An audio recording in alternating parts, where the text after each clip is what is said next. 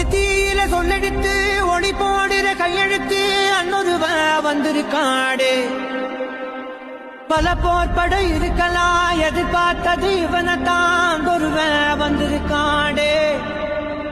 களமோ அவன் மூச்சரிய மயிர்கால்களும் பூச்சரிய வச்சம் அவன் வந்திருக்காடே.